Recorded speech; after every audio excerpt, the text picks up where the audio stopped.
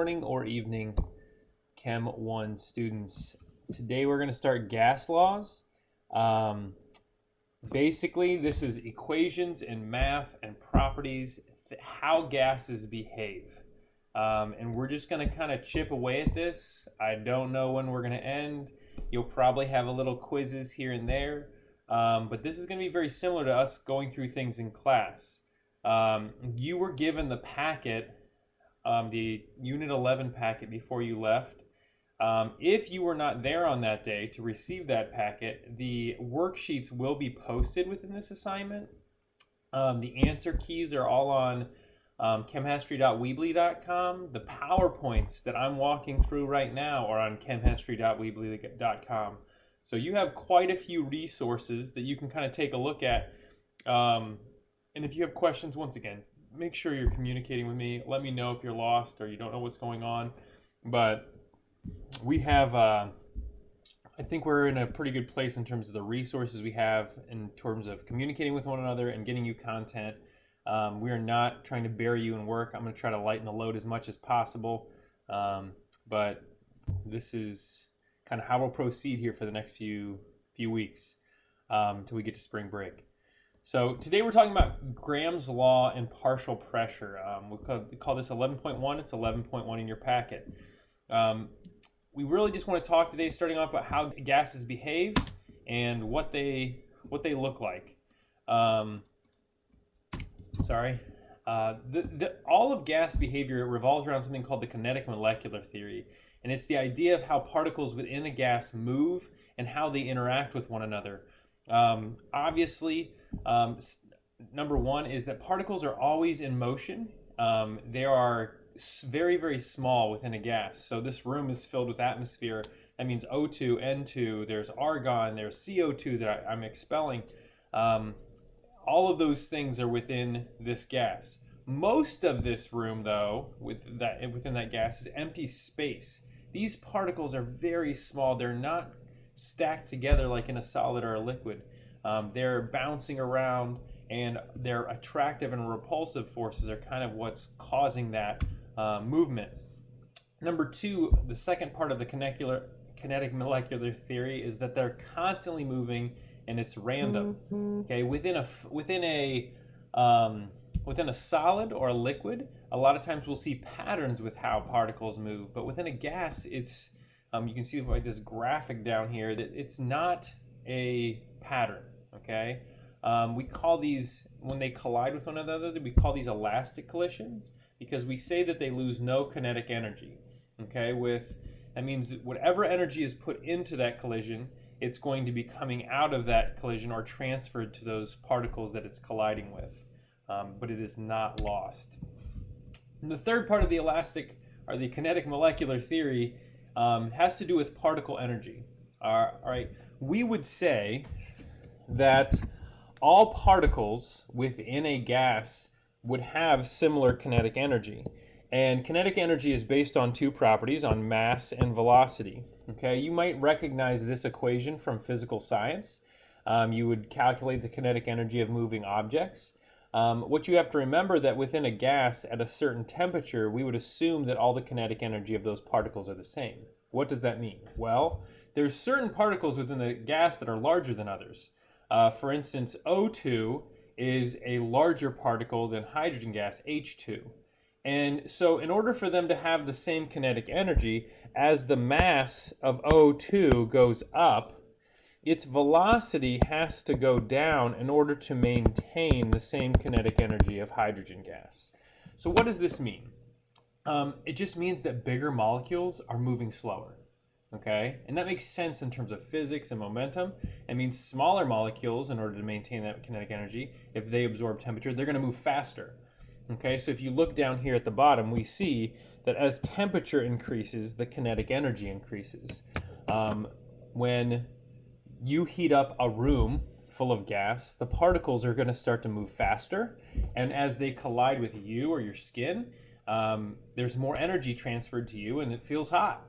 Okay, and that goes all across the temperature spectrum. Slower gases are going to collide with you and absorb energy from you, and it's going to draw heat away from you, and you're going to feel cold. Okay, but the big takeaways from this particle energy is, as temperature goes up, kinetic energy goes up. That's number one. And number two, with those molecules within a gas, as the mass of those molecules increases, the volume of those, or the velocity, not volume, the velocity of those molecules are going to decrease. Okay?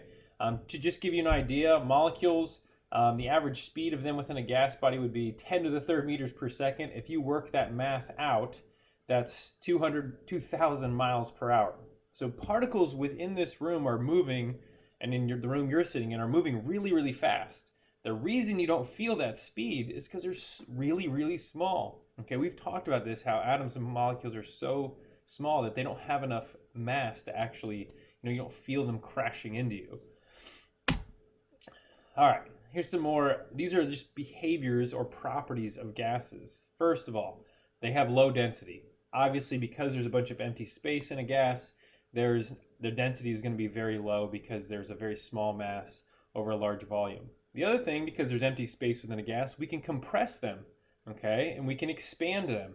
Think of a balloon. If we put it in the freezer or put it near a heat source, it's going to contract and expand based on those particles gaining energy and colliding with the side of that balloon and growing or shrinking, okay? The third part of behavior that gases exhibit is diffusion and effusion.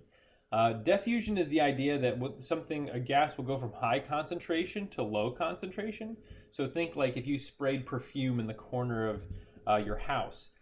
Over time, that smell is going to diffuse into a room or into your house, and it's going to spread out until it's evenly distributed. Okay, that's the idea of diffusion. And within a gas, because there's movement, because there's particle collisions constantly, that's what allows that diffusion to take place. Effusion is a similar idea, but it's related to diffusion diffusion through a tiny opening. Think if you had like a tire that had a tiny hole.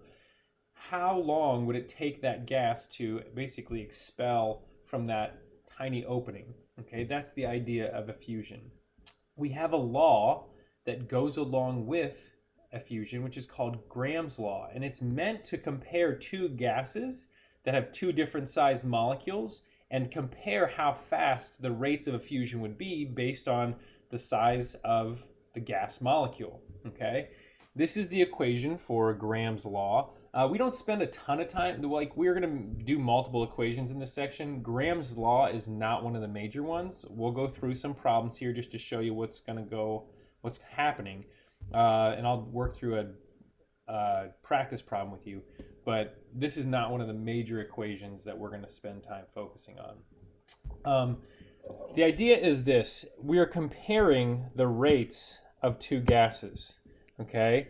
The lighter gas always goes on top, okay? The diffusion rates of these two gases will be based, this capital M is the molar mass, okay?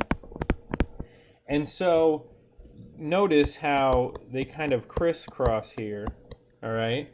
So on this side, the rate of gas 1 will go on top, but the molar mass of gas 1 goes on the bottom, and the molar mass of gas 2 will go on the top, okay? And this is all under a square root. So what does this look like? It says, would ammonia or hydrogen chloride diffuse faster, and how much faster? So we got the rate of gas A, and we have the rate of gas B. So the first thing you need to decide is which one of these gases has a larger molecule and therefore have a larger molar mass. If we add up ammonia, NH3, nitrogen on the periodic table is 14, hydrogen on the periodic table is 1.01, and that would be times 3, because there's 3 of them. That would give us 17.0. Hydrochloric acid, hydrogen's 1.01, chlorine is 35.5. If we add those together, we get 36.5. So already we can see that ammonia is the smaller molecule, and therefore it's going to effuse or diffuse faster out of that small opening. We know this, okay? So the next part the second we identify that as gas that's going to effuse faster, we are going to make that our A. Okay, that's going to be the faster effusing gas, and then hydrochloric will be B. So what that means is A will go here, or sorry, excuse me. We'll put the molar mass of B on the top because it's larger, and the molar mass of A goes on the bottom, okay, because it's smaller. And what we get is a 1.47 over 1. Okay, now if you do the math out on your calculator, it's just going to be 1.47. But the idea is we're comparing the two. Okay, so we're always going to put our answer to this question over 1 to say, okay, yes, ammonia is effusing or diffusing faster. How much faster? 1.47 molecules of ammonia will effuse for every 1 molecule of hydrochloric acid. So that's kind of why it's written in a ratio like that. All right, so the rate of A will always, the molar mass will always go on the bottom, and then the rate of B, the larger one, will always go on the top of the math side, and we'll always put the answer over 1. The way you'll know if you mixed it up and did it wrong is if you get an answer less than 1. If you get something that's like 0.75, you know that you inverted the equation. Okay, does that make sense? But that's it for Graham's law. So the first thing we need to do for these Graham's law problems is we need to show the molecules involved and their masses. So if we look here, we got N2, because that's nitrogen gas, and then we got sulfur hexafluoride, that's sulfur with 6 fluorines. So nitrogen gas would be 2, and each nitrogen is 14, so this has a mass of 28. So we know sulfur has a mass of 32.1, and fluorine has a mass of 19, and there are 6 fluorines. Okay, so now if we do the math, already we should be able to see that N2 is going to effuse faster. Okay, so what we want is N2 on the top, because your rate of 1 always goes up top, because it's going to be the faster gas. And then we're going to set that equal, and remember we're going to crisscross their masses, so 28.0 goes here, and 146.0 goes here. Okay, does it make sense? And so now we're just going to work that math out. So we take 146 divided by 28, and then we take the square root of that number, and we get 2.28, and we put that over 1. Because what we are saying is that there'll be 2.28 nitrogen molecules that will effuse for every 1 sulfur hexafluoride molecule. Okay, that's how you do that. I want you to complete problem 2. Do not worry about problem 3. If you want to try problem 3, you can give it a shot. Okay, but problem 2 is the one I want you to focus on. Okay, do that problem on your own, and you'll be all done. Thanks for tuning in. Be good to somebody today. We'll see you